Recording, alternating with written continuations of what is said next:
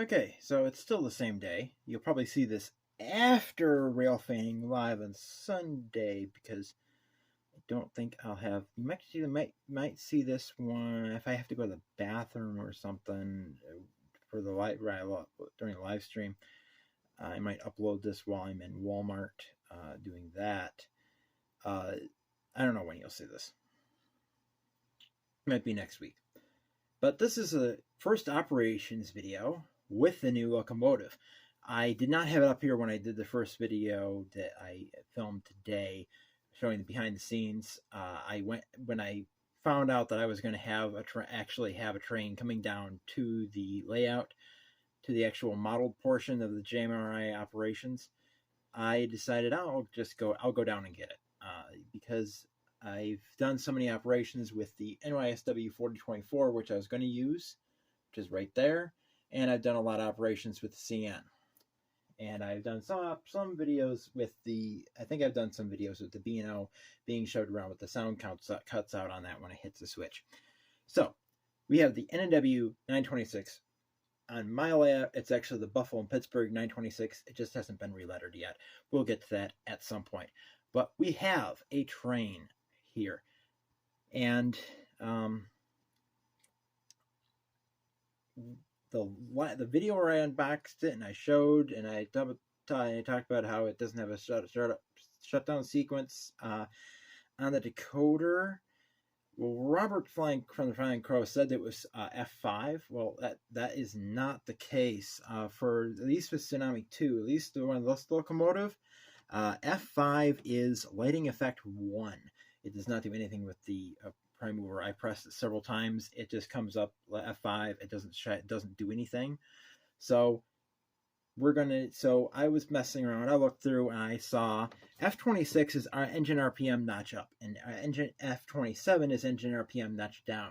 Well, F27, if it's running an idle, we'll shut it down. F26, if it's not running, we'll start it up. So there's your startup and shut down sequence. F26 start up, F27 shut down. You have to do it in idle though, which of course makes sense because you don't shut it down when it's in run 8. And then, of course, those will notch up the throttle manually as you go. So we got our train sitting over there. Now we're going to flip the camera around. So here's our train. And we have a little bit of a problem here. Now, when I extended the thing, I forgot to do something very important.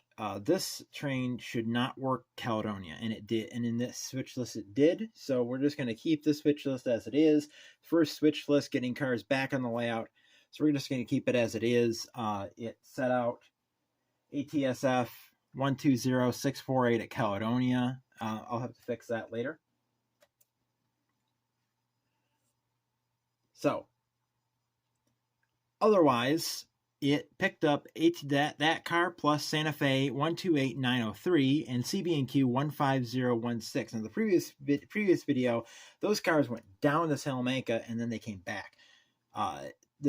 Before this video, because I ran through a couple things. Now, as you can see over here, everything else was terminated. I terminated every other train. I just moved it and terminated it. So cars have moved around. I have no idea where they are right now.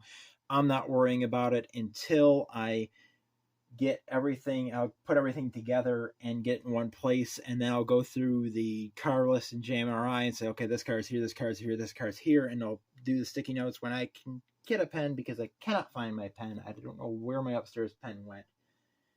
A mouse could have taken it, which I hope not, because that was a good pen.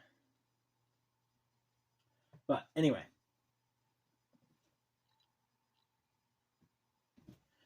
So we have two box cars.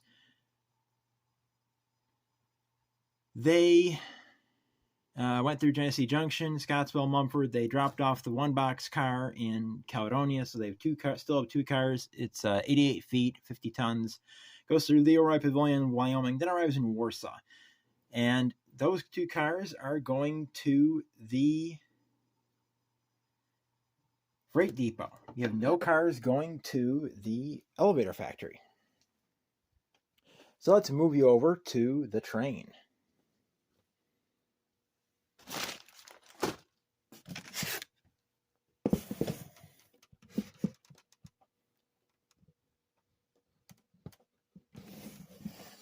And once I have that flexible tripod, this will be a lot better. So remember, as I said, got to turn on. Another thing I don't like about the Athearn Genesis that I'm going to mention now is that I've been sitting here as I'm going through here. I've had this locomotive shut down. It's just sitting there. Track power's on, and it keeps making the weirdest noises.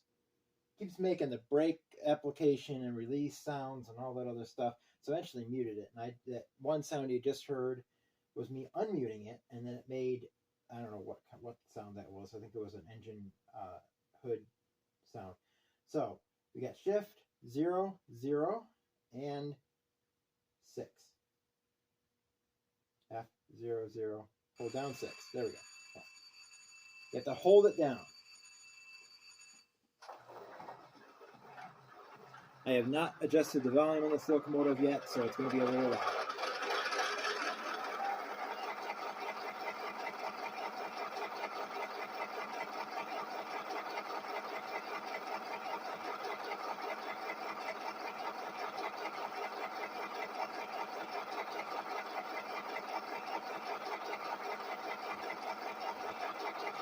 Right now it's in forward, so the headlight is on the front. This is the long and forward locomotive. So I'll change the direction to reverse.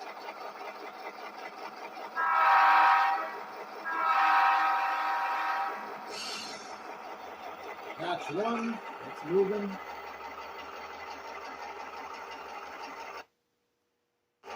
Okay, that was weird.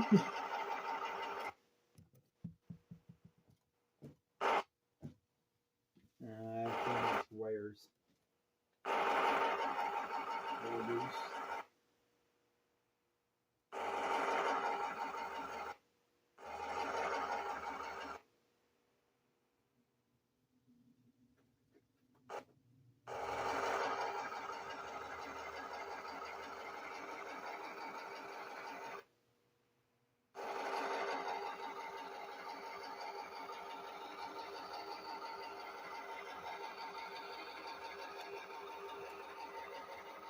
Yeah, gotta get the soldering iron and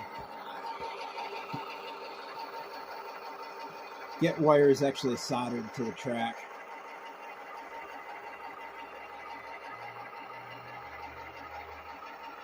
So our switch list is, let's put that up to 2. The CB&Q is going to the platform, so we shove back.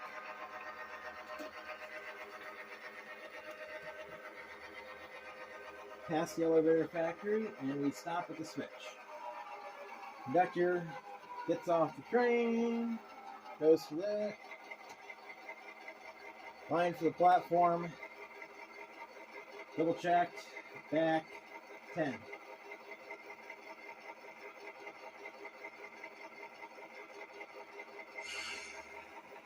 Well, back then they'd probably be doing hand signals. They wouldn't be doing the double check and stuff, because this is before all the safety, but we're throwing a little bit of modern stuff.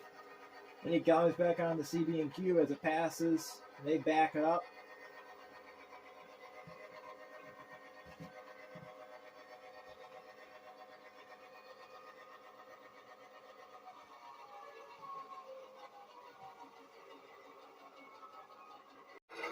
Now we have a different view.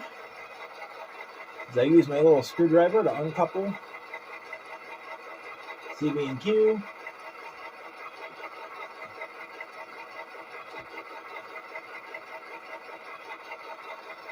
And that does not want to stay there.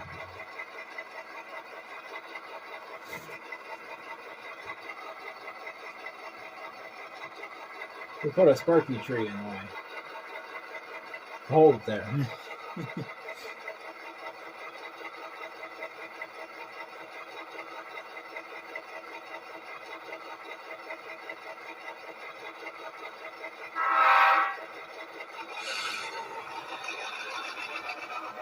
Need to adjust the momentum so it doesn't jump forward like that.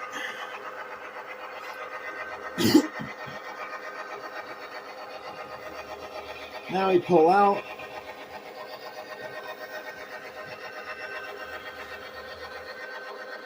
Then he stops. reverse. Conductor throws the switch, or the brakeman, whoever it would be.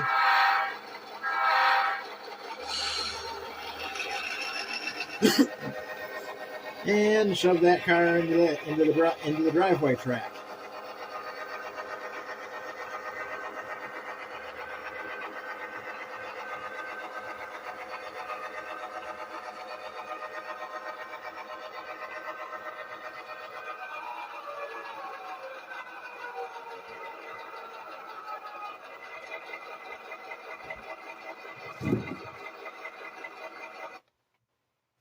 And I hit the wire. I don't know why, but that wire just doesn't seem to want to work anymore.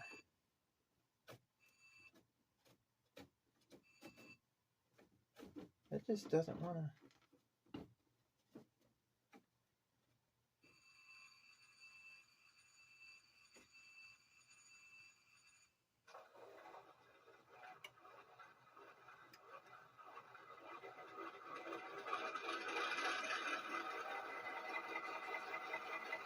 Could be the Athearn Genesis is just a little bit more finicky than the Atlas Gold.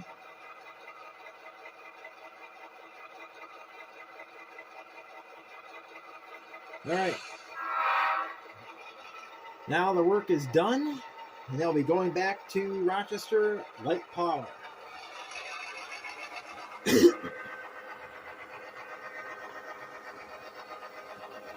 I can hardly wait until this locomotive is on the big layout, switching out industries on Rochester and Southern.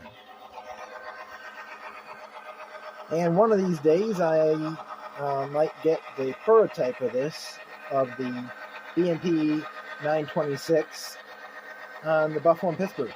Of course, like I showed you in the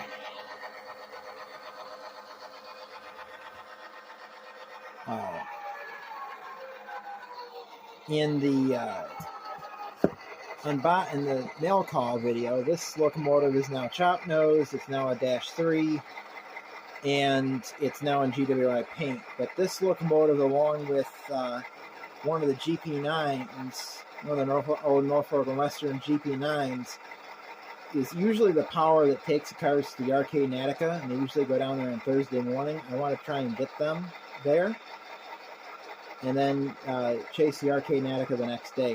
That's a little bit of gas money, but it's doable. We'll hopefully be doing that soon, maybe next week. I don't know. We'll have to see. So that's it for this train. The first train delivering cars on after JMRI took them all off. And that's just going to be finicky. I might not use the NW until I can